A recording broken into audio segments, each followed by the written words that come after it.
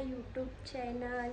तर आज आहे 26 जुलै, म्हणजे की आमच्या लग्नाचा वाढदिवस जो आम्हाला सेलिब्रेट करायचा आहे। आणि तुम्हाला सांगणार आहे मी की काय केलं आहे। आणि खरं सांगते ना की 2022, 23, 24 कसं का 25 म्हणजे की 4 वर्ष लग्नाला आमच्या कसे झालेले आहे मला काहीच समजलेलं नाही। आणि बिट्टू पण झालेला आहे। सगळे बोलतात की लग्न तर आताच झालेलं होतं, बेबी कसं झाला आणि इतकी वर्ष कशी झाली लग्नाला, ते मला पण नाही समजलं। पण खरंच खूप छान होते, लग्नाचा प्रवास खूप छान होता आणि खूप नवीन नवीन गोष्टी शिकायला भेटल्या। एक आई झाली, शुभमची बायको झाली, कोणाची तरी सून झाली।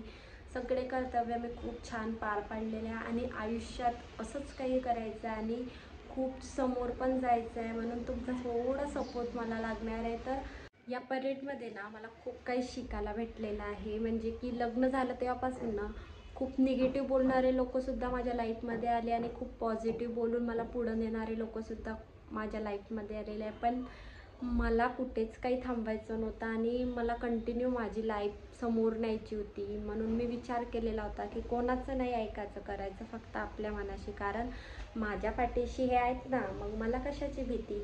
स्वामी मला खूप हेल्प करतात। तर बघूया आजचा दिवस माझा कसा जातोय, काय होतंय हे तुम्हाला कंटिन्यू माझ्या ब्लॉगमध्येच करणार आहे। बाहेर ना इतका पाऊस पडत होता ना, म्हणून ना काहीतरी करायची इच्छा तर नव्हतीच, बट काय रात्रीसाठी ना बाहेर आम्ही कुठे सेलिब्रेशन करायला तर जाऊ शकत नव्हतो।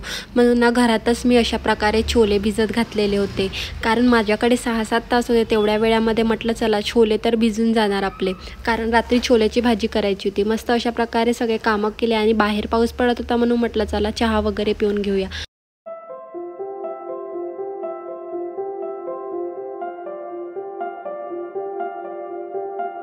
हॅलो गाईज, तर आतापर्यंत काहीच तयारी झालेली नाही आहे, फक्त मला जे घरातले काम होते ते केलेली आहे।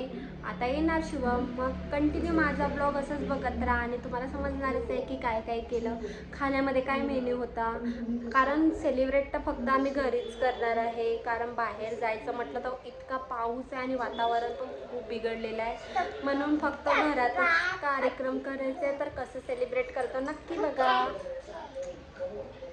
हाय का।